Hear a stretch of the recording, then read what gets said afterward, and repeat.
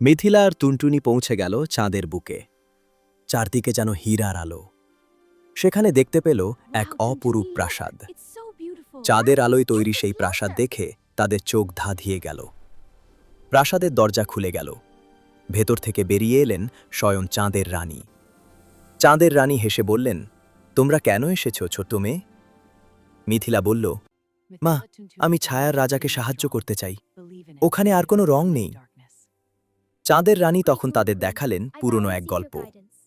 অনেকদিন আগে ছায়ার রাজ্যে ছিল রং, ছিল আলো, কিন্তু এক ভয়ঙ্কর ঝড়ে সব রং উধাও হয়ে গেল। সেই থেকে রাজা একা, রাজ্য কালো সাদা। মিথিলার চোখে জল চলে এলো। তিনি বললেন, আমি ওকে সাহায্য করতেই হবে। চাঁদের রানী হেসে দিলেন মিথিলাকে একটা জাদুর ক্রিস্টাল।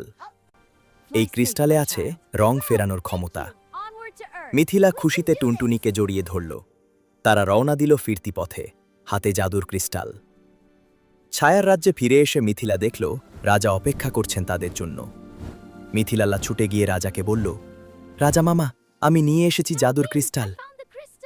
রাজার চোখে তখনও জল, কিন্তু এবার সেই জল দুঃখের নয়, আশার। মিথিলা ক্রিস্টালটি আকাশের দিকে তুলে ধরল। ক্রিস্টাল থেকে বের হতে লাগলো রঙিন আলো। আলো ছড়িয়ে পড়ল চারদিকে।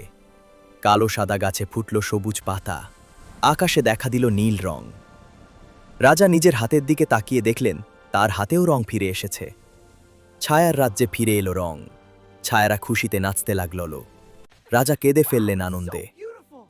মিথিলা আর টুনটুনি দেখল তাদের কাজ সফল হয়েছে। রাজা তাদের ধন্যবাদ জানালেন। মিথিলা বলল, বন্ধুর জন্য এটা তো করতেই পারি। ছায়ার রাজ্যে এখন রং ফিরেছে। মিথিলা আর টুনটুনি ফিরে গেল তাদের বাড়ি, সঙ্গে নতুন বন্ধুত্বের গল্প। তবে কি এটাই শেষ, নাকি মিথিলার নতুন অ্যাডভেঞ্চার শুরু হবে শীঘ্রই? কমেন্টে বলে।